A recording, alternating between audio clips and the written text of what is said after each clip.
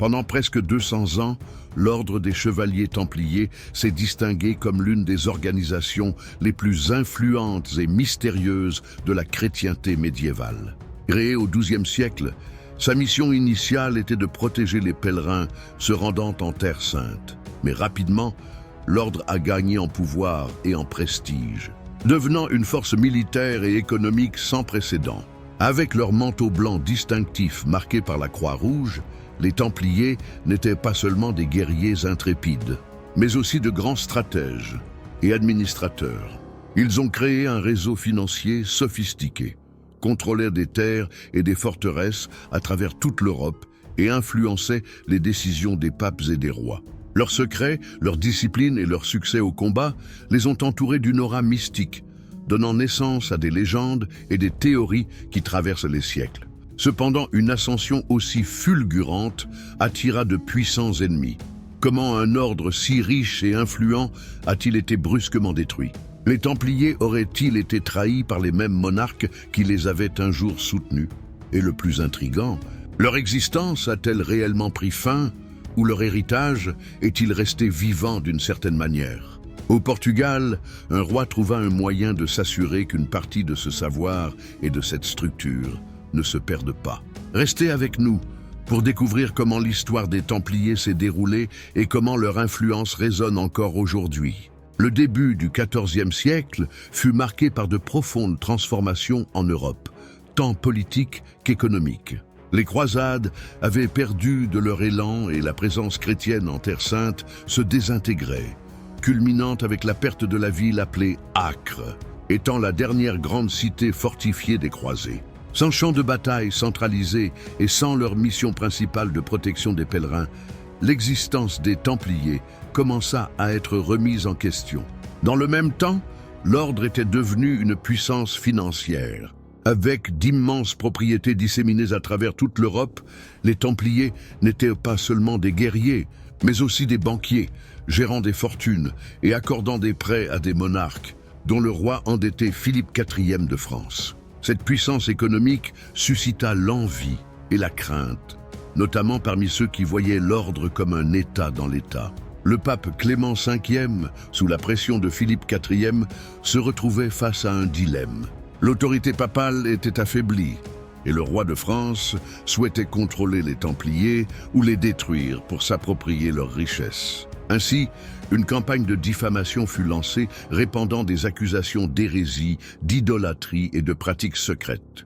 Pendant ce temps, le Portugal était gouverné par Dom Dinis, un roi astucieux et diplomate. Contrairement à ses voisins, il voyait dans les Templiers une opportunité stratégique pour renforcer le royaume. En observant les événements en Europe, Dom Dinis commença à élaborer un plan garantissant la survie de l'ordre, mais sous une nouvelle identité. La chute des Templiers débuta avec l'un des épisodes les plus infâmes du Moyen-Âge. Le vendredi 13 octobre de l'an 1307, sur ordre du roi Philippe de France, des centaines de Templiers furent arrêtés simultanément sur tout le territoire français. Des accusations d'hérésie, de sodomie, d'idolâtrie et de conspiration contre l'Église furent utilisées comme justification pour cette persécution. Le véritable objectif, cependant, était le contrôle des immenses richesses de l'ordre et l'élimination d'une organisation devenue trop puissante pour les intérêts du monarque. L'arrestation massive marqua le début d'un processus brutal. Sous la torture, de nombreux chevaliers avouèrent des crimes qu'ils n'avaient probablement pas commis.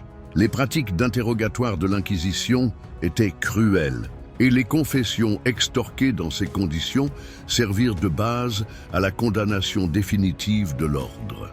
Le pape Clément, sous la pression de Philippe, convoqua le concile de Vienne où, à travers la bulle « Vox in excelso », il décréta officiellement la dissolution de l'ordre des Templiers. Les biens de l'ordre furent confisqués et pour la plupart transférés à l'ordre des Hospitaliers, bien qu'une part significative ait été absorbée par la couronne française. L'exécution du grand maître Jacques de Molay, en l'an 1314, fut le dernier acte public de cette tragédie. Condamné au bûcher, il aurait lancé une malédiction contre le roi et le pape, qui moururent peu de temps après. Cette malédiction contribua à la persistance du mythe templier jusqu'à nos jours. Bien que l'ordre ait été officiellement dissous, son esprit et son savoir ne disparurent pas complètement. Dans certaines régions, des Templiers survivants trouvèrent refuge. Et au Portugal, Dom Dinis conçut une solution innovante pour préserver l'héritage de l'ordre.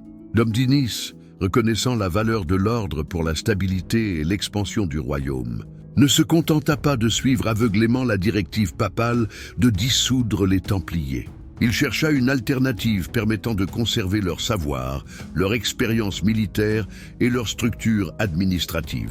Dom Dinis négocia avec le Saint-Siège la création d'un nouvel ordre qui remplacerait les Templiers sans défier directement l'autorité du pape. En l'an 1319, le pape Jean XXII approuva la fondation de l'Ordre du Christ, une organisation militaire et religieuse qui hérita d'une grande partie des biens templiers et absorba ses membres. Les chevaliers qui avaient autrefois servi les Templiers commencèrent à agir sous un nouveau nom, assurant ainsi leur continuité sur le sol portugais. L'Ordre du Christ devint un pilier fondamental de l'expansion maritime portugaise dans les siècles suivants. Sous son patronage, des figures comme l'infant Dom Henrique encouragèrent les grandes explorations, finançant des expéditions qui conduisirent à la découverte de nouvelles routes et territoires. Les croix templières, désormais transformées en emblèmes de l'Ordre du Christ, ornaient les voiles des navires portugais qui traversaient les mers inconnues. Cette stratégie visionnaire permit au Portugal non seulement d'éviter les conflits et persécutions observés dans d'autres pays, mais aussi de transformer l'héritage templier en l'un des plus grands moteurs de son âge d'or. Ainsi, l'Ordre du Christ devint un pont entre le passé et l'avenir, consolidant le Portugal comme l'une des grandes puissances de l'époque moderne.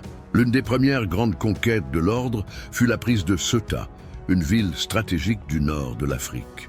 Cette victoire marqua le début de l'expansion ultramarine portugaise, fournissant une base pour de futures incursions dans l'Atlantique et sur la côte africaine. Tout au long du XVe siècle, l'Ordre du Christ parraina des expéditions qui aboutirent à la découverte de l'île de Madère et des Açores. Ces îles devinrent des points fondamentaux pour la navigation et pour l'économie portugaise, servant d'entrepôt pour le commerce et la culture de produits tropicaux. Dans les années suivantes, les navigateurs de l'Ordre progressèrent le long de la côte africaine, contournant le cap Bojador, un exploit jusque-là jugé impossible.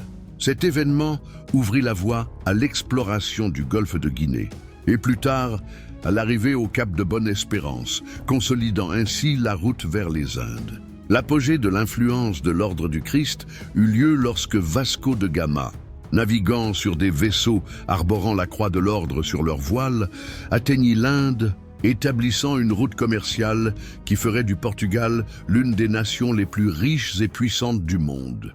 Grâce au parrainage et à la vision stratégique de l'Ordre du Christ, le Portugal étendit ses frontières, développa un empire global et domina le commerce des épices, de l'or et des esclaves pendant des siècles.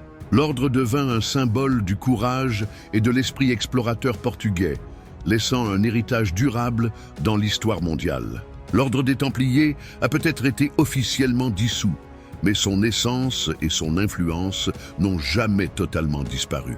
Au Portugal, à travers l'Ordre du Christ, son héritage fut préservé et transformé en l'un des plus grands moteurs de l'expansion maritime, contribuant à la construction d'un empire mondial. De la prise de Ceuta aux grandes navigations qui menèrent les Portugais aux Indes et au Brésil, l'Ordre du Christ ne se contenta pas de survivre à la persécution, il joua un rôle crucial dans l'histoire mondiale. Ces chevaliers ne protégeaient plus les pèlerins en Terre Sainte, mais exploraient les océans, découvrant de nouvelles terres et établissant l'un des empires les plus influents de l'époque moderne. Aujourd'hui, la croix templière est encore visible sur des monuments, des blasons et même sur le drapeau du Portugal, témoignant de l'impact durable de cet ordre sur le monde.